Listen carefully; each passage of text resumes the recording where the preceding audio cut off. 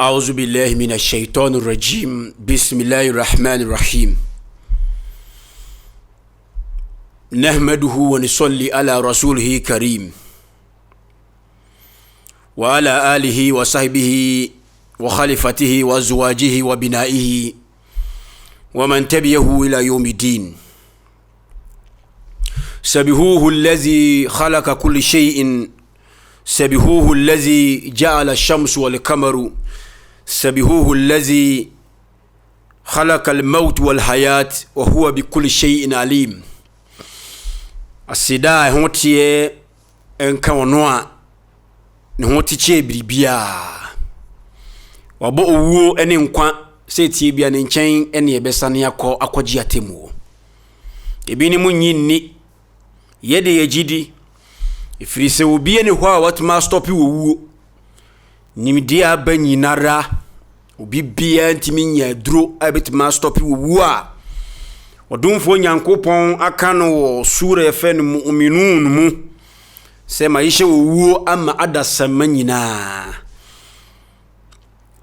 na obia ntimi nsi yen kwan wo ho ebi enso wo suratu waqiya mu Quran chapter 56 ane mishebo se Maame Grace ne Awal video no metna ho na maye ho analysis mo a mo sende Maame a mo ye muslim fo a mo de mo pe no kure hunu odumfo nyankrompon onhu ye mobo na o maye wiye papa ebeba so a gise ye tu hu anamon na otumfo nyankrompon ani agye ho. Video na midi kan ye fa Awal ne yuti adawa ho no obi bia boko YouTube bia no onkohwe nsema muslims no eka o comments no disciple ba ko se ya mame emboda me ho ewo atemdidie ne ho no kre efizeme meze me menya ni munyam de na akomhwefo no ho agufi de muni matem na mente akomhwefo no ho na me pese be ka asem kituwa bi se wo ko hospital on ya ne nkoda mo yare no se doctor woni pane a kurani bi wo ho to doctor no o gina gro se de be ya ne ni be free pane no so doctor nim se pane no ya pa wonim se ya akoda ni besu ne nso so se wamfa anwa akoda no a na pomudene enwie peyo enti doctor no bonse wa akwa ne pane obi wa no wo gina gro but pane nya wu akwa ni munku ade o yi nipa nti no obonse osu okotek junction a papa bi okyekere omo na mu abu no o de ya akọ obonse nipa awre ho pa nipa ho mobo obi wa ne nan na ho no but se wonsa muni nan no a ontimi nkyekere mane ho nto no to bo ha odila no so a omonse wo osu na nya no so se wa hwe baka papa yi wutiri mo dene pa o enti wo nwi nipa akrada bi e wo se ne tirimu ya dene na ho to wo sometimes mi teachings no ebu obonse ya na anu odene atemdie ni mu de but omonse anu o hye ebu won so obonse ma tone down sana teacher bia wote sometimes we ya shi won koda no so sometimes we ye mere e won koda no so enti Awal video na ni YouTube na video me ye no obi ma offending ni bia no fache na mamimia kuro no fache me se mimia kuro no in that way e bia me ka kire wo se ye mia kuro no na se ekuro no eti wonan ye kutwa wonan no a bia na nkrofo aye fed up wo ho base ye mie ya ni me etirimu ye den ni ye mie wukuro no wusu aye hwe sa na ne me pese me ye both Muslim and Christians men kase me ye rituals che obi a na emom nimde kakra menya wo books no ho no mama kwan na me mfa mie kuro no na ewua obakase oh say na brantie na oboayen obisi adenti na me address Awal se wo ye sheikh okay say khaba e be ni sheikh but the correct pronunciation no e sheikh oh menuanom mu tie me yam mfa abufu ntie mi o yes ade meka nyina be yankwatesema ma sa ne to akomhwefo ni nyina wo mu ka asem na atamfo no ntie otie 1 2 3 no de abufu ko me address Awal se menua panyini Awal ana wonti sheikh yase ye ka sheikh ya e kire panyini abusua panyini obi a wo ye leader bi enti mekani twi na wompe na bato mekana arabic say sheikh oh munya botre na so obi ye muslim scholar on chain Quran. No Muslim scholar, even the holy prophet Muhammad sallallahu on chain Quran no munya botre na samudi abufuo bi am wo fasting na mo buofu e bi kura trete this your last warning. Hey, chanya botre na somna nya wo dia e wo tumfo nyankopon no som na wo ye bie menwene se wo dia na eche wo bi ade me say momiento doctor no ntontwene ne enko buku no ene de no ho eye interesting menya panyini Awalu akansem bia atia mo a mo ne me kono and I hope you say omo de oboka asem amutie entie bia mo on de wakan de ombefa na emom baby ene ebe gira so eye Aisha ni komsheni Awale so Awale komsheni Awale Aisha 6 years ene ono na akoda 9 years na wuzo billahi min haza empale otumfo nyankopon komsheni a Quran ne say upe obi o excellent behavior we komsheni Muhammad obi ani ho Allah nan kasa na numutuo figuratively me kata nyankopon numutuo a nyankopon o wa no kasa dabi o chen de adwene no na emom figuratively onyo nyankopon no akase o komsheni Muhammad wa yakhluqun azim wa yubiya nusuban yepa yibusha Aisha say ne be kan ho asemu yi no wadi Allah anha say ukru suban te sen what it say Quran no it means no wo suban ye dimu eye den na wakowale akora 6 years na epie mu wo Maame Grace wo because Maame Grace ni na onya religious person waja Christianity waja ana say ono nya Islam da nti ukotena ono mu a ono ade ebe ma esom ho anu magu ase no begusa wo entima mo ntaake no wo pa me nko ho de a he need to ask you questions punchy you to explain things for her.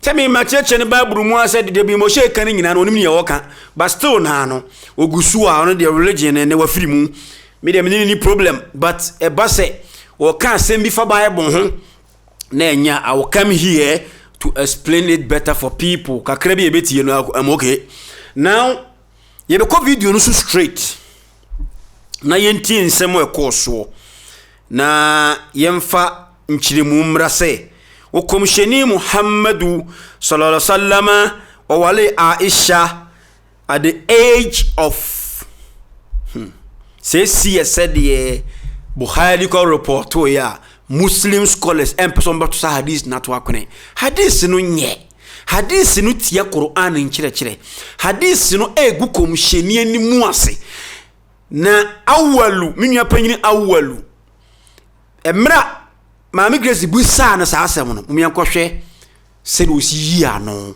yenkomra. You've been honest. Do you think religion can liberate Africa? If it is being the religious aspect itself today are the ones that are actually causing a lot of, because people are using religion as a stepping stone to advance their agenda to get whatever they want. But if we should follow what the prophets and messengers taught us and applied it in our life, I think it will bring a lot of change. It will bring a lot of consciousness. But then again, we use it wrongly. Obusane say into religion betimi ama enkabomu aba Africa. Minya panyin Awal say yes. Enkrofo binom afa religion no e de ye de omo ape omo agenda bi di peska na mom say yes you follow the teachings of the prophet for their ebenya impact and I say ebetimi anya kwanya bebre ye e wo abrabom eno na be kan ha sei no ti we de e yasama ye clear mom ye nto aso. but then again, we use it wrongly. And that is the result what we are seeing today. Both Islam and Christianity, they all have their shortcomings. Awalumini panyini say both Muslim and Christians use religion wrongly. Yemi de seminuano ayesinsi a wokan same way. Was see both Muslim and Christian. Questions here by me so say, we Shampo we a Muslim and we a Christian. And I could be able to say what's up me answer or pressure me. I'm waiting. Or so at the end of because of say minyine mu mabako wa bra mi ginan temo e manokore. And our look can say Christianity and Islam ni nyina no atake asomo wrongly, and this is a fact. Out 4 years simu ma gina mu abepem ne na nkofo masia every day they insult, but ene de enya de a hami bebre mu yanto aso.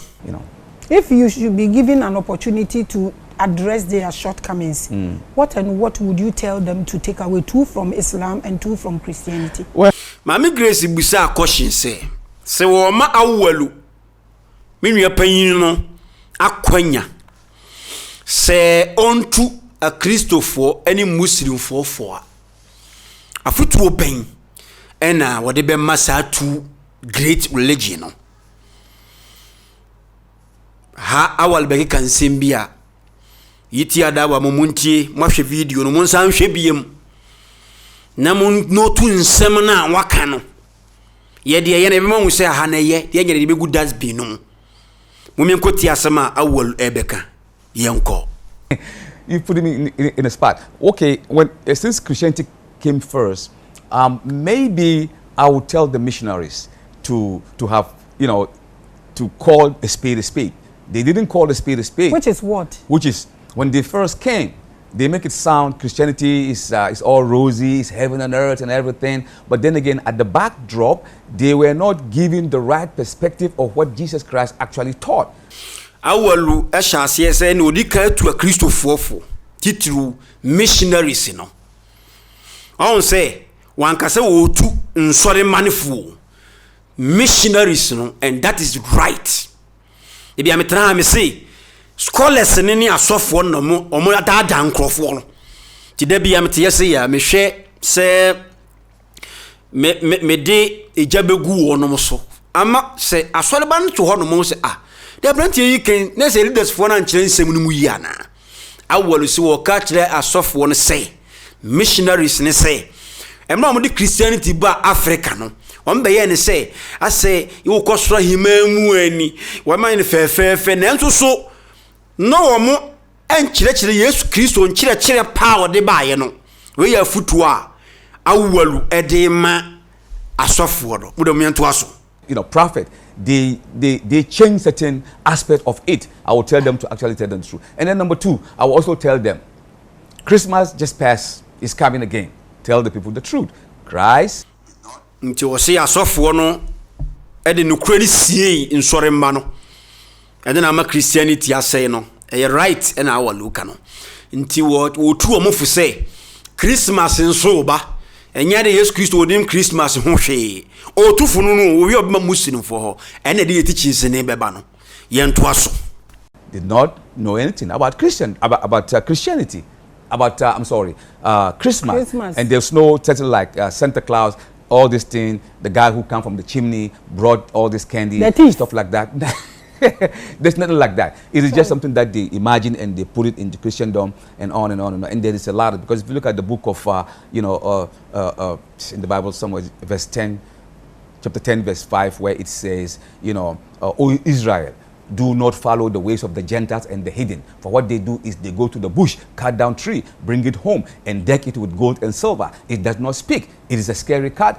O Israel, do not follow them. For these are the heathens. And today that's what we do. We go to the bush and bring down the tree and set it out with gold and diamond. The gods will say, Israel, don't follow them. These are heathen people doing this. For the Lord thy God is one. Him should you worship. So I would like for them not to have inserted certain things in. Ogusu talk asofo no efo Christopher asofo no fo say ma chapter bi wo Bible but anye clear na ne wura free chapter no but e wo Bible no say Yankopɔ say ma Israel fo no nye say amama mufo a mo konguro mo kotwadua no ma besene no no ma ye no good no mo suma kuyaba no ene o tu a Christopher no for say mo nyɛ saa mo ma ye nto aso is they go to the bush, cut down tree, bring it home, and deck it with gold and silver. It does not speak. It is a scary cat. Do, O Israel, do not follow them. For these are the heathens. And today that's what we do. We go to the bush and bring down the tree and set it out with gold and diamond. The gods will say, Israel, don't follow them. These are heathen people doing this. For the Lord thy God is one. Him should you worship. So I would like for them not to have inserted certain things. Inserting certain things is to compromise our way of our religion that was brought by the prophet itself. So that's what I would tell them. Nti wo de kire o mo se abosonsom wo Christianity mu ebia nyankopɔ ye miensa ebia ebinum kotokoto akuyaba na awale tufo because Maame Grace na ma ne chance say on tufo. Ti wo wie a Christopher ne de no oba Muslim fo so. Mo me ento aso. And then they are the Christians. I'm coming to me. Okay. Maame Grace aggressive for the kasa was wo wie Christopher na ene bra Muslim fo no so ne tu wo no mofo yen hwa afutu a awal di ma Muslims ye de o mo se yen Muslim fo ya de atum o mo se ye kafiri fo and awal be kasem bia wa ya de and say yuti ada won have simo amo Ghana ha ne betie no dia because ye ya kan mo so muntie o mo se ye de ya jimi enti de ye kan no enim ne ye kan but awala beka the same thing dey bi on betie afiri ne ho mumien kotie afutu a ode ma Muslims na afi de komsheni aware ne Aisha aware ba mu ene internet mete ha we part 1 of the video meto aso aye teachings no ko be se me wie video no ye nto aso. So the Muslims, first of all, I would tell them not to look at everybody as because some of the Muslims which I've been fighting, like you call these people kafir. Kafir, they say it with spite, like disbeliever, he's going to hell. Thank you, Mini Opinion Awalu. Thank you of this speech. Awalu say, or kutia debi, some Muslim for no eye. And they say, Muslim for no binom. Eta franco for kafir, where kafiri. Oh, Awalu, unyake to amiti hey. And they aboro me be 5 years ago. Champo ya kafiri, Christopher ya kafiri, where ya kafiri. Awalu say, or fight against Sadie no. What was to say, wow, yes, and any young hukra, so before be kafiri. You tiada wa muntie. When you show nation eka. So show nation aka same way many years. Na mudina tem. Christo niya si mox. Ama wakra woye mu asore. Wo se wo ye kafiri obekọ bunsem jim. De wo kafiri na samonti ase dia. Menya time abeye kafiri no sa kafiru no ho teachings. Obi ya asore so ye kafiri. Because kafiri kire obi a otia bibi, otia opponent. So nyankopɔ se memfa obeyere. Na wo ye Muslim no ya asore na fa wo fa obeyere. Wo so ye kafiri because what tie nyankopɔ asema wo kan wan fa nya adwuma. Wo so ye kafiri. So you can't call somebody kafir. Say be osum Jesus Christ nti. Ampa wo ye kafir o tie nyankopɔn. Na nso so ye bi anti memfra na emom ti. Ene ne nkasa. Ena meka o. A mo ne me konda bia. Ena awole say wo ko won bodo we so fight eye kasa ko say o kutia sa de ne say mama mfra nkofo kafir. Mama yento aso. Disbeliever, he's going to hell. How do you know? Does the hell belongs to you? It doesn't belong to you. God Almighty is the ultimate judge when it comes to going to hell or going to heaven. Oh, me nua panyin Awalu. Asma me kan ya omone me ko eni o me say hell na mo ka no. Eja na Nyankopɔ de be nyamo dia. Ultimi nka so obekɔ bunsam gem. Christopher nyina bekɔ gem. Omo ye kafiri. Me ka sa omo se o. Me ye kafiri nti na me ko. Mu shake ya. Obi kana semo. Na munhuni ya monyo mutimi di atem because of wono and wo ka kire mo se sa attitude no airtime. Stop it. You tia dawa munyai na wontimi mfro bi so ye kafirun ana wo ye kafir. If you say enya wo na odi ni babere ko gem. Thank you menu apanyin Awal. Hade wa confirm message ya enu tie di atem da bi wa confirm ye nto aso. Hell, how do you know? Does the hell belongs to you? It doesn't belong to you. God Almighty is the ultimate judge when it comes to going to hell or going to heaven. What shows that you praying 5 times a day, going to Mecca, doing all these things. Behind closed door, who knows what you're doing? God knows. So the judgment actually comes from God eventually, not you. Thank you, my brother. My brother. I'm part of my brother. I Islam. Me dem see me Muslim. I'm not me Muslim. Me tiase. Why my brother or Islam, but when you chair me, inti me friend me nua panyini. Wasi. Wona also we are sorry. E come Mecca. Enunti obi e kafir no. Dia wo ye no suma se no obi hunu. Enter me two million mo for the bia. So you can't tell somebody so be kojim. Who ya hwan ya wo ka so be kojim. If you ho ba de ye de yagimi. Yati ase na emum efri nyansafo a mugini di ho. O say o kutia sa attitude no munyai yutia da on have it Buhari no preachers e mo Ghana ha no munya sa ansam no ka say we ye kafiri obe kojim wo say nya no kore onye nyankopon. Ye nto aso. What you're doing, God knows. So the judgment actually comes from God eventually, not you. You can't put anybody. In fact, you have to preach to them. Tell them, stop this, stop that, stop. What say you atem woni fi nyankopon ho na eba enya wo ho na firi ba ne o se wo a wo ye muslim a wo so na wo de na ye no woni ne be kasa wo be preach a kire no wanti ase agya no wo timi njaje no because ono no esum yesu so nyankopon a won so ka wada won sase no so bo ho ban e ye nyankopon no bo gira bo so ban bo som nti wo timi ka so me say o timi ka kire mo no video ni say e be akra ha mi preach o mo be preach. Oh, nsema yakane ha no eno na Awal uka no wahu kakra akoko de benum nsu obemen ye nto aso. What you're doing, God knows. So the judgment actually comes from God eventually, not you. You can't put anybody. In fact, you have to preach to them. Tell them, stop this, stop that, stop this. That is even better than to, make those kind of mentioning like that. That is one. Which I definitely hate that a lot. I don't like that a lot. True. Nti Maame ka chene se we ye baako aka mienu because o say to omfo to a Christopher for two.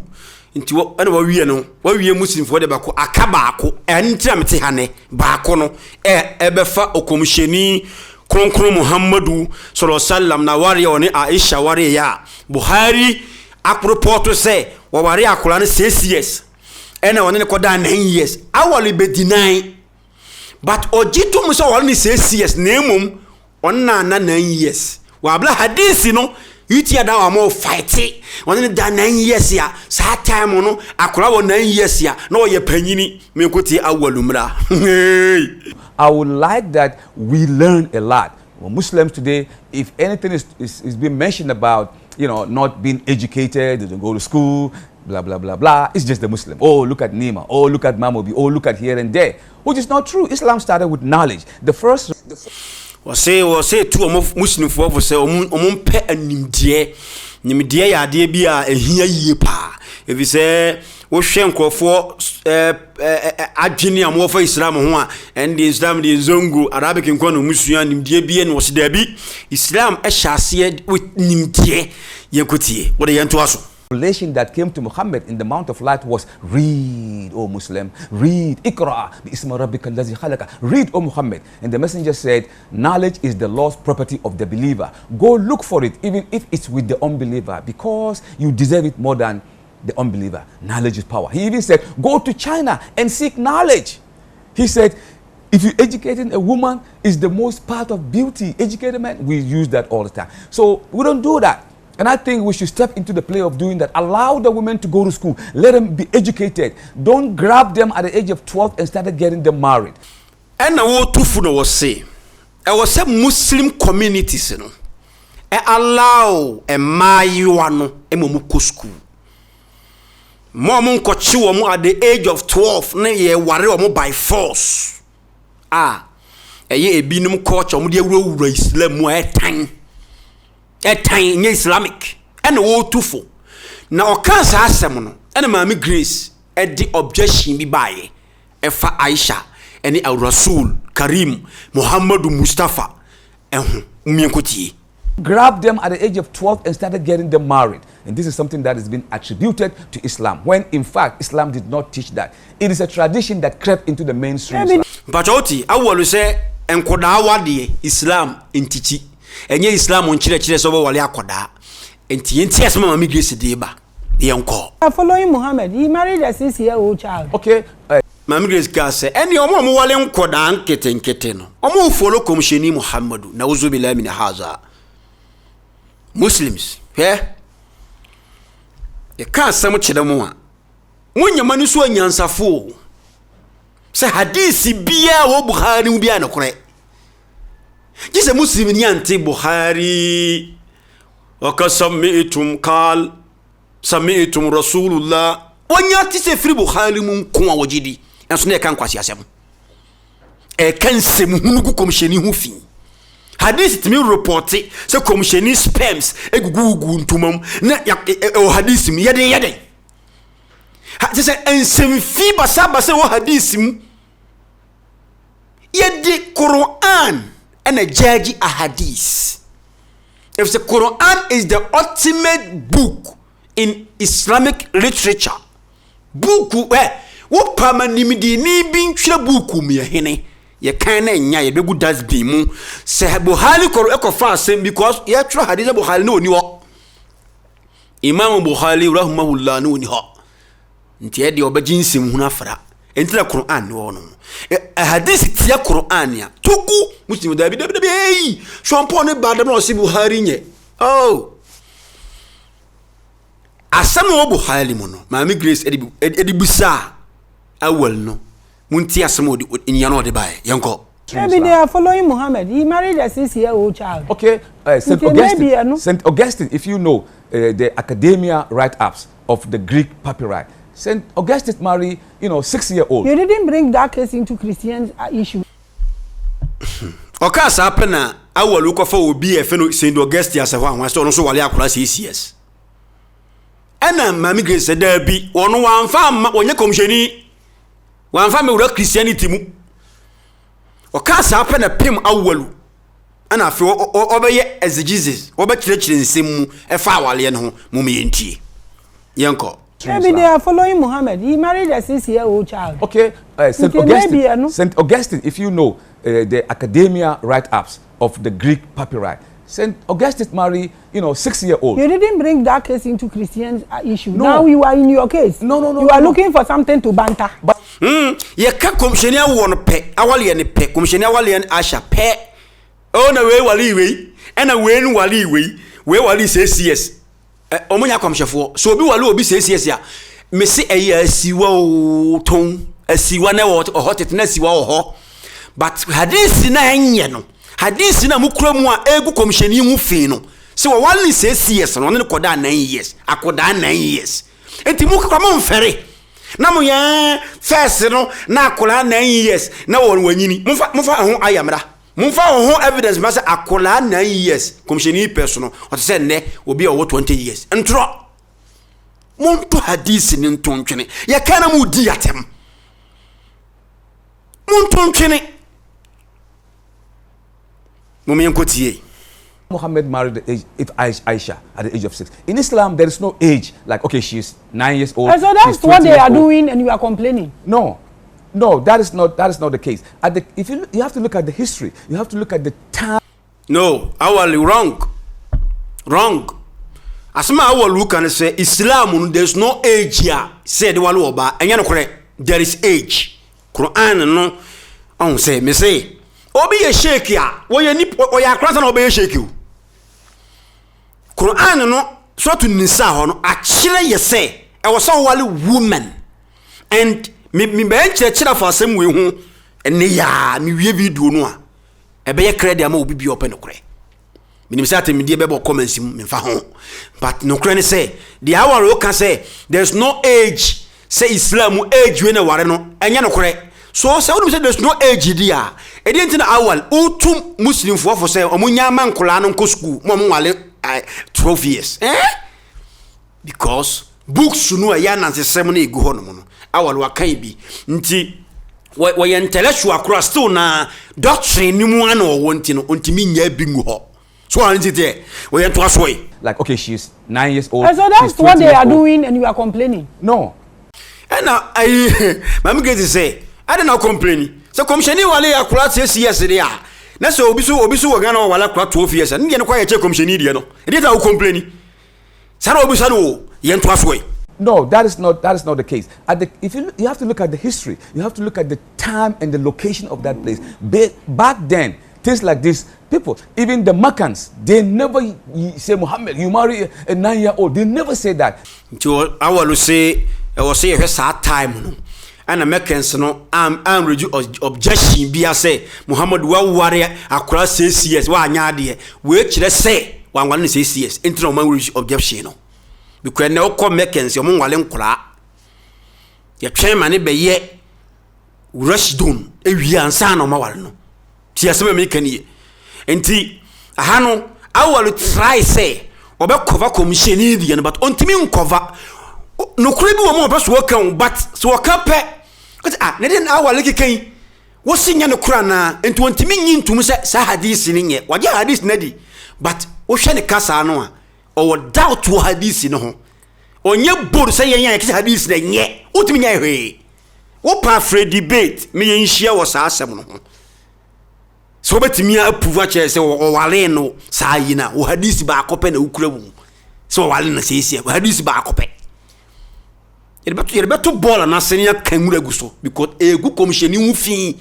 commissioni ntimi nya set 10 so wale akoda ketwa 9 years na koda say hadith ne kanu because commissioni no ni suba ne Quran ne yepe ontimi nya de bia nkoti Quran oda me batisia yenko because it's a norm in that society at that time and even here people were doing and when asiwa yes in asiwa Maame Grace musa what religion but sometimes oboamu what say and then ayasiwa hwe na me kire nkora bia de wo ofolukru mox that time no na nkran emaya ne nketenkete ebi wo 6 years ebi wo 9 years enura ya mox mi hu bi mi yam hye me say wudie wo so wa che me asiwa de wo ho emaya ne nyini ntem enti commissioni dia hadith ni mpo no samo kase osina siwa nke beje atum kakra hadith na nka na siwa woso woni ne koda 9 years hadith ni nye yanso Ghana for preachers any Arab for e defend hadith funwe nti Awal be kan sem yansa na makoto chinsi ne so no munti asem bi Awal kan yenko. Okay, so what the like I know it was there, but maybe that's me. I'm just saying that maybe because Muhammad did say and they are their master, they are following. He married says I also married 12. No, but when I even tried than you. Afemunti ha Awal be kan sembia. Yuti adawa mo se me na me kan yanko me na nya adwene da. But obeka mumuntie mu sheki na ekasa. Wo see time commissioni wale Aisha 6 years ni ba fie no. One ne tena che ansa na one ne da. Ono ne tena che it means onyini yansa but any hadith nim ono na che na dwene onyini mom preachers na mo ne me ko Ghana ha no mo ne Awal be ya dwene say me na odene kofi ono ne tena che yansa me se no kure obi atimi fa no kure sie da no kure ya no kure o wo de munti mieti asembi. When she came she stayed for many years before there was of course. Is this you were not there? I was not there. No, the history books are there. The Indians still do that. At the age of 2, they get. O kan sa no say. Eno na woni ho se woni ne tena che ye no woni akura keto na kofie. En na wo so wotena wo che. Mr. Awal hadith na mukura mu no enye. All due respect. Me buo bia but no kure sometimes no obi o kan kure bia gbe se wo mu ade. So Muslims nye Muslim you know. Omujini say ase mi scholars no I respect them all. But asem bebre ho mo kan e ya nansesem. Anansesem so no ye to de kire nkoda ne yakoda. Ba se wo nyini a o te kokwa na se won to ka akrada. Onwia abuloda but wo sare ugidi. Because is na me maame oti nkwam wo soma wo asma tintasu agugo wanka homa fuma be pro satani agidi ene nkora mu nyiweni because atwam eya nansesem nti weni first video ma pray ewo Awalu eni Maame Grace and medical bonaba so say nsem bebere wo horon waka Muslim fo ni ntie but now Aisha warrior ne de all the scholars 99% mu nyina se se munum ne mo ka fa Awale no komisheni sallam wanwale akwadaa no said dia chire mono. It is never true and it is not true and it can be not true. Lofono no enye no kore ne enye no kore china hadith no ne mba si hadith no bolem.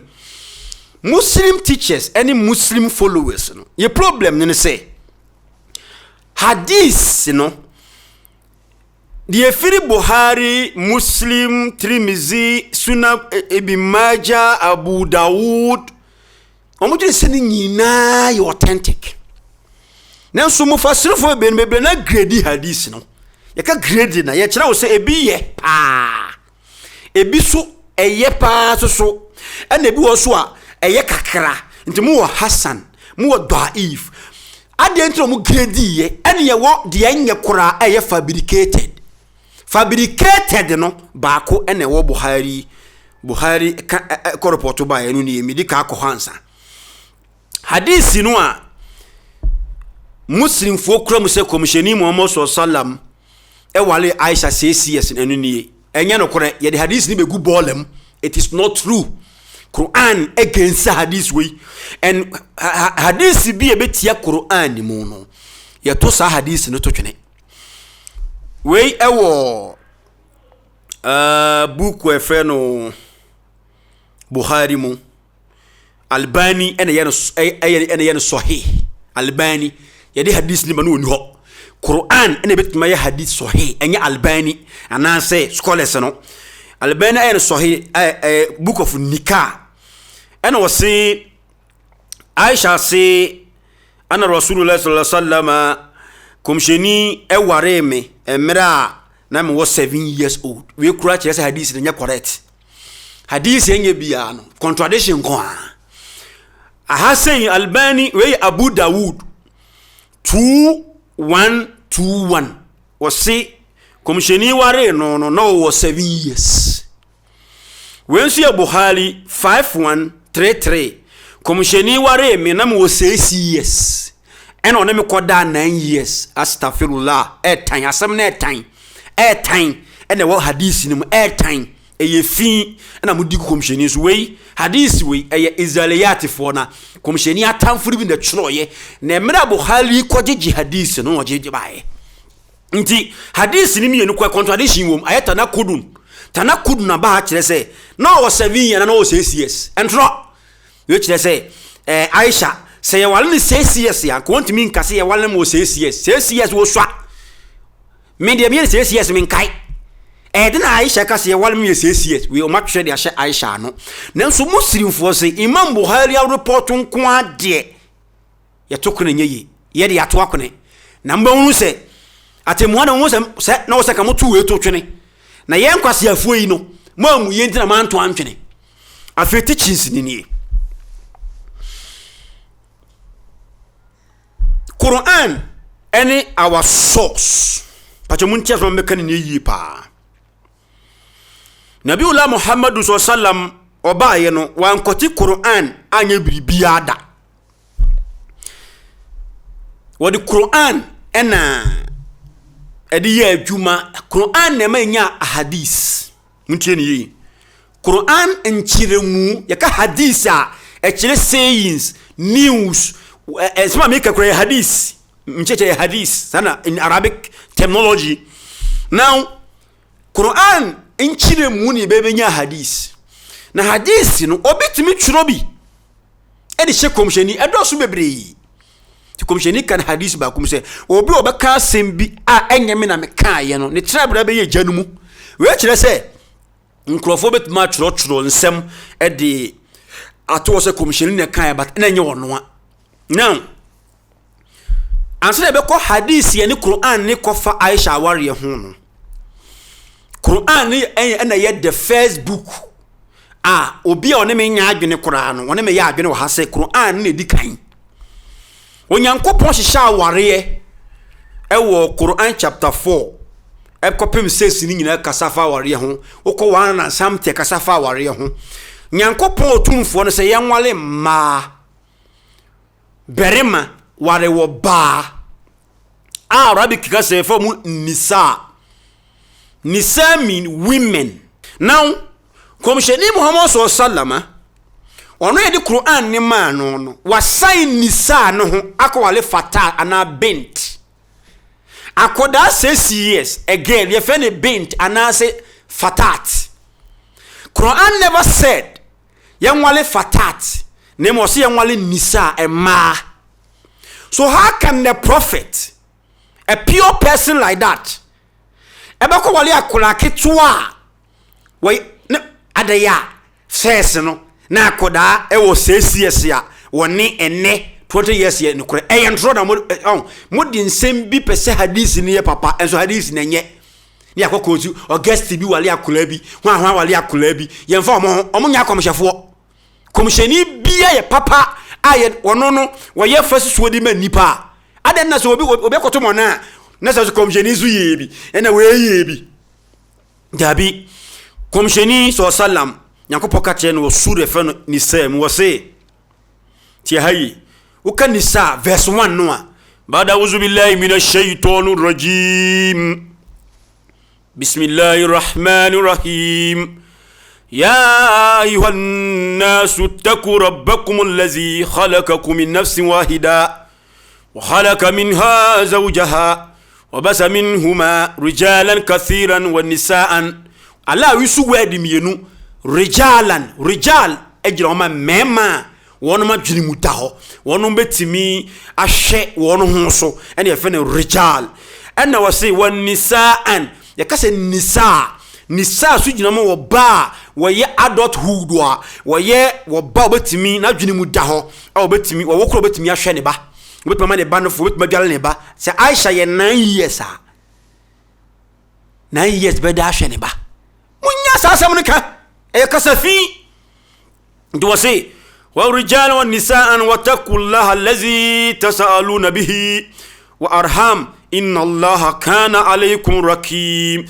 Now wotu fo nyankopɔ kan asɛm wi no ɛna wodu verse 6 aha ne de bɛka yasɛm no pa aha se ebegyina so akyɛ ama hadith fon no ye the good has been num se komisheni wa nwale akoda 6 years ne makola ne wo ye adulthood ne wanyini wo 19 20 21 and wo ware no sana Aisha age tie that is any Quran ne ko.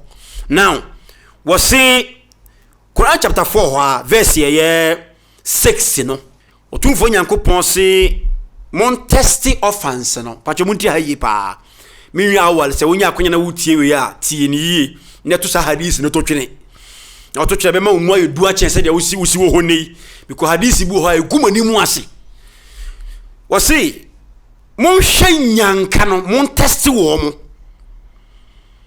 emra wonom aduru aware emre so awaru say Islam yeni aware age nam ka sa wo boa. It is not true. Quran ne say obi a wo hwa janka obi awu ajaneba na emla na enkwani susua yesa wo hwa wo na mo japade no wo hwa so a wo pese wo japade ne man koda no a emra ma duru awale bre so etam wo so mo ware tie wo say fa in anastum minhum rushda. Allah yusu word bi wo ha konsheni Muhammad what word na che ubia. How can that person, that a pure prophet, ebe sign word we hu akowale akoda ketwa? How? Word no ye friend rushdum and now rushdi appear Quran no many places. Me de be ye djuma kire mo say hadith no montungu bolem e ye fabricated hadith. We say offant no anase berema ana wo ba wo ye janka na wo hwe no so woduru mra waduru rushdan. What the meaning of rushdan ana rushdun? So woduru mra wo ye matured maturity a jana japade ye ne ma no. It means emra onipa be ware eye mra wo ye matured wo ye maturity and ye be ko Quran no any Arabic kawamus kulli. The word rushdan, what is the meaning of that word rushdan? Before say about to Quran so yanko kawamus no muni yamra Arabic language no the root words ya la yusu ye no kasa no e kire sen Nyedi kaino. The word rushdun no ala yuzu ye no. Sa wokɔ Arabic kasa mu a asechire gina ma adulthood. Adulthood one meaning no obi a ɔyɛ adult. Ene Nyankopɔn se ye onware. Ye ka adult wa adult no every age bai. Hadith no abekire. The language of the Arabic speaking pure languages no nya Arabic kasa biela o kasa biye o kasa papa wom ene Nyankopɔn di Quran no ene ye hwehwɛ mu no wo se ejoma adulthood full growing obi a wanyini pa wanyini ana obi a wanyini no an wo sound person rushdun no maturity coming of age was say manhood the ka rushdun ala yusu ye se wo hwe janka hwe wonu se waduru rushdun no sa kire manhood obi o ya aberema pa odi mu womanhood bema odi mu sa time no fana japade de mano na dwene mu da ho wanyini obetuma hwe na japade so yese komini ni biem wose ese gina homa rationality the word rushdun no e gina homa be on the way on the right way onipa why sound na dwene mu da ho a wo se nipa yi die so wo kire wo kwan a obetuma kire wo kwan yi obetuma hwe no ho so yi akola 6 years onya sa age no ana komishina kwa akwale no so Nyankopɔn se mo hwe na nyanka no dura wale ya so na so mo ye omo rushdun mu omo ye matured wo mo e sound person a munya japade ne ma wo mo a kire se word no kire se e wo se oba no woduru womanhood na adulthood ansan wa wale no komishani woni mo ye o na mo de hadisi afoafun wi egu komishani hu fi ye kana mbu afu mubu fu yen mi so obufu mi pe obufu komishani Muhammadu na me ka kire mo de bia me ka kire mo se me pa me te hayi mbufu mi se kim obufu komishani Muhammadu because me na me te ne ho na mugu no hu fi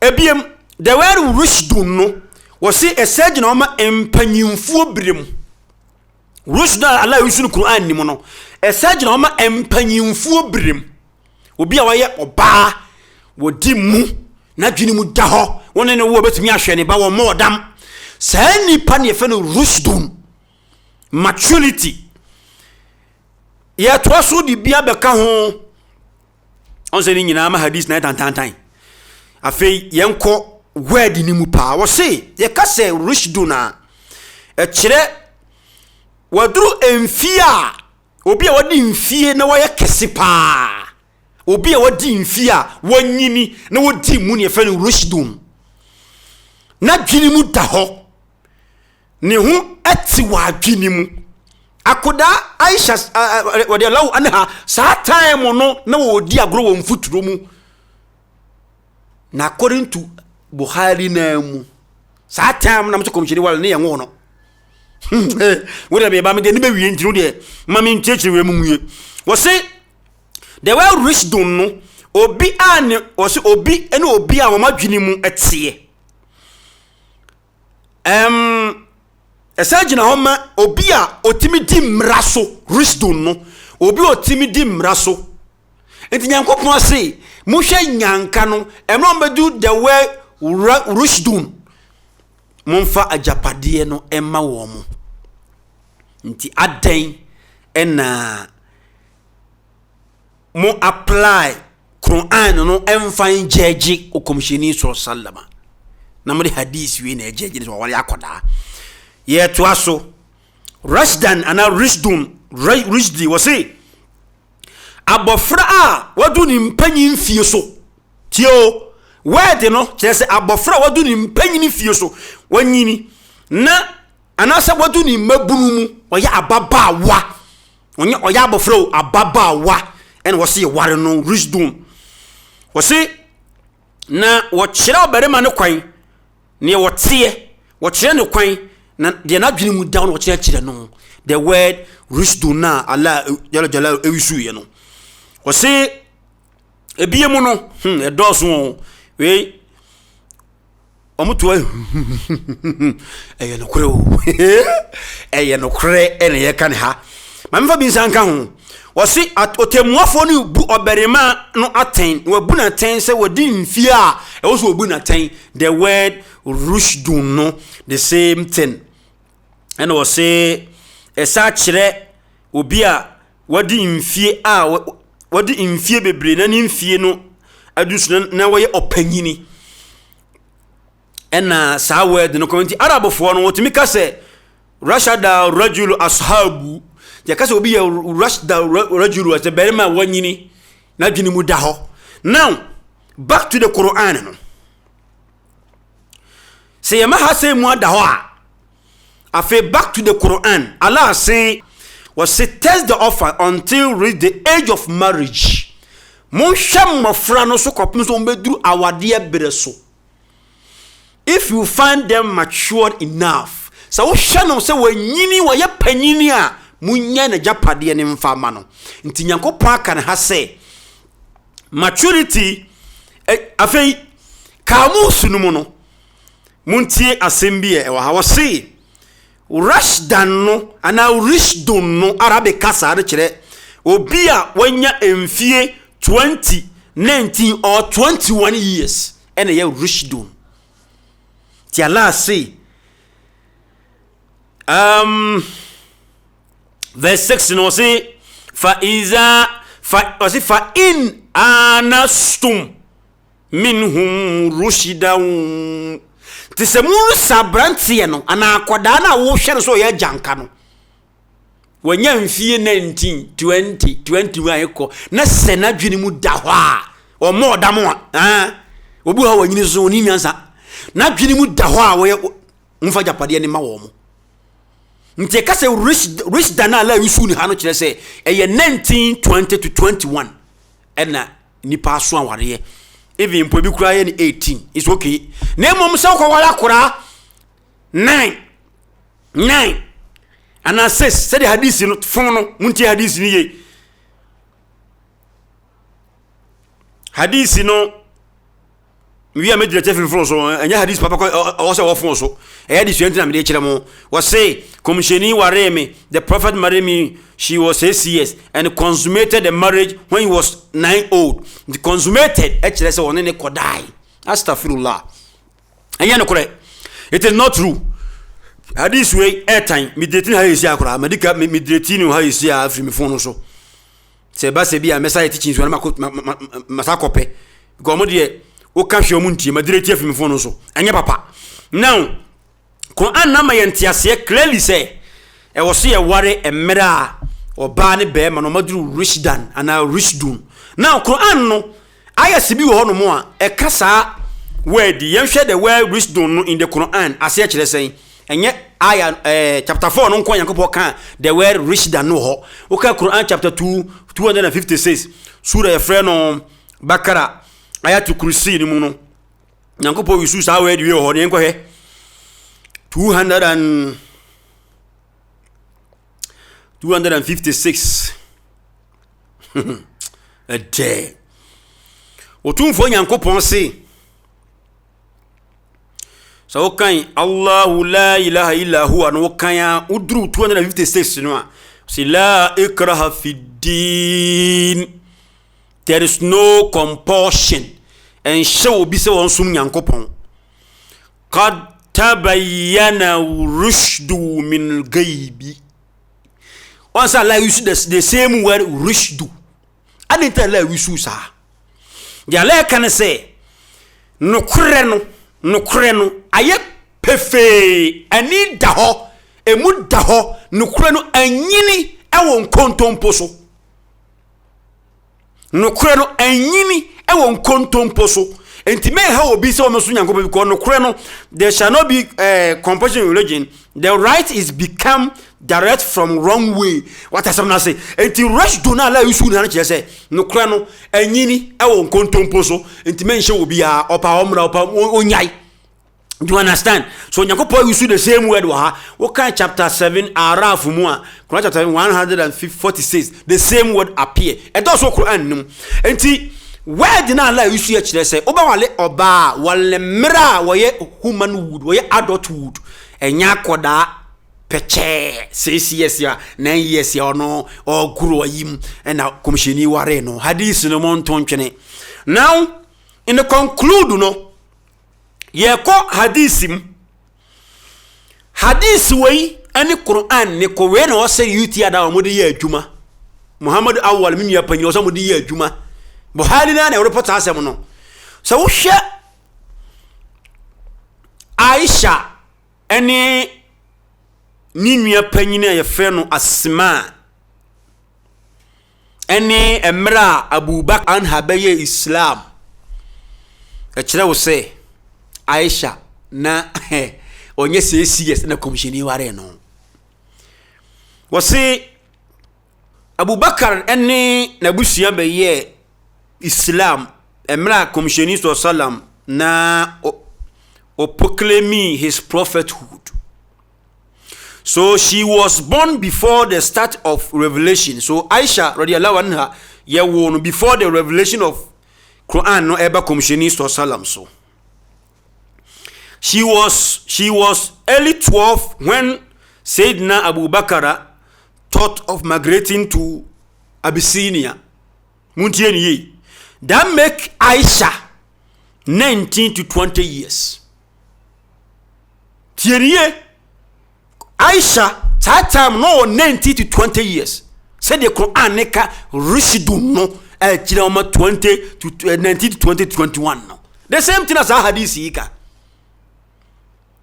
And was say that make her 2020 when she consummated her marriage with the Prophet in Medina. To shut that time na komisheni wal Aisha no 19 to 20 years. This is any Quran neko. Monfa we nya adwuma na monto sa hadith tantan ntontwene. Me to aso. Was say the same hadith ni mu no. Aisha radiyallahu anha no oye engage munti asemni ha na point bi wo bere ma bi ne afre no Jubair ibn Mutim sa Jubair ibn Mutim no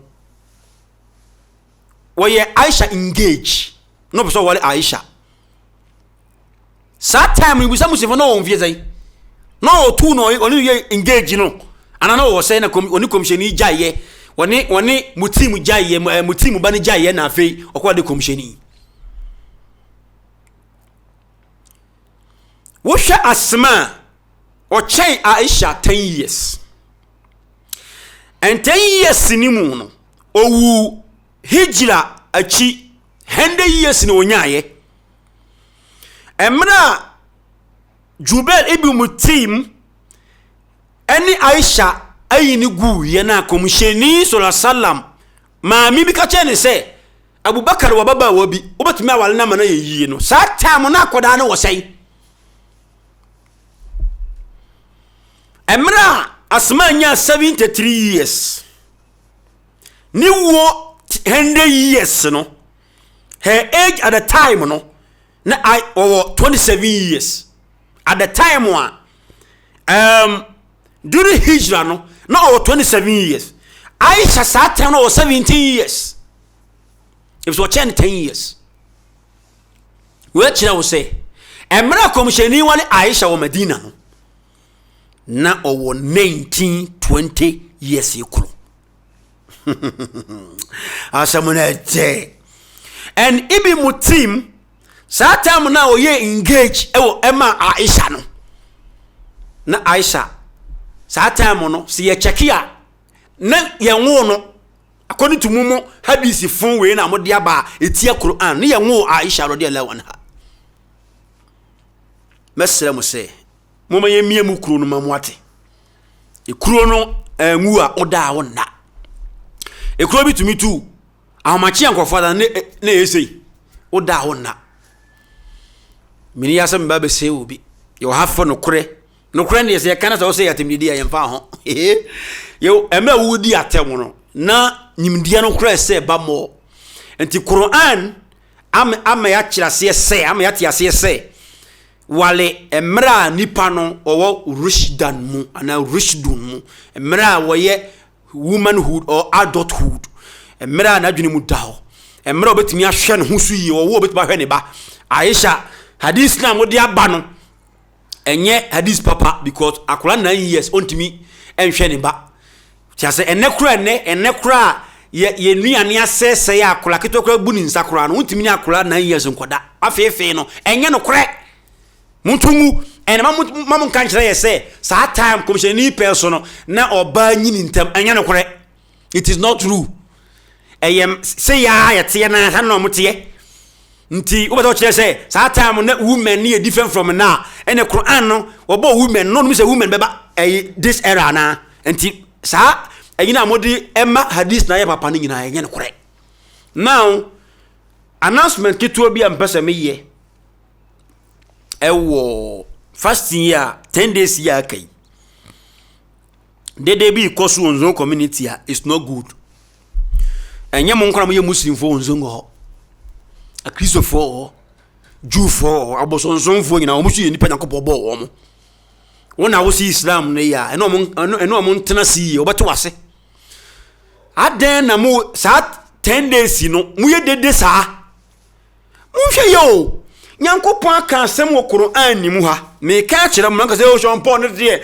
bibia e bi o se enye me nka sa me meka se nyankopon ye me nsa wa wo se nyankopon ye ba ko me so ye ba ko ma baka tatia me nka tantia de anya na me yi firi mu wo kan suratu araf wa tie ma mo ye dede no mo ye dede sa ni pa na e sha se be yi 10 o'clock mo be dede sa ko ma ho machi adai sa de so nyankopon ana ala na so si ana sa na bata mo kire Debi mumma ni nkofom mo ya asola muntu mic rin film na mic no enwo wo yi aso dem wonko ana enna nyakopo bo na se ye na tie sura 7 araf 206 207 otumfo nyakopo etumfo wo se a'udhu billahi minash shaitanir rajim wo se uskuru rabbaka fi nafsik wase wo sommea somme wa wadwinim umu kaka me wa wadwinim anya Allahu akbar eno enka hu wase kaka me wa wadwinim e wa wadwinim tadawru an tio fa ho brase eni suro tadawru an nemo mamu fa enim bom ahomachi obi ada amen ozi ya amen na obi atimi na wenye islam o me ka kire mo obufu kwa me mfa ho me mia ukro me yire wo me wo pane ho beto mumma mo ne nkofom mamu mfa kasa mu bom se nyankopon so asie 10 days bia mo ye ka hwe mu ntie Quran aka ya sa ne ye no fa ho brase ne fa kaka nyankopon wadwene mu memfa ne emu bom wa homache ne anadwobre mu memu ala se mu hwe yie ne mo amani emu sa de we so na wie wassalamu alaikum warahmatullahi wabarakatuh.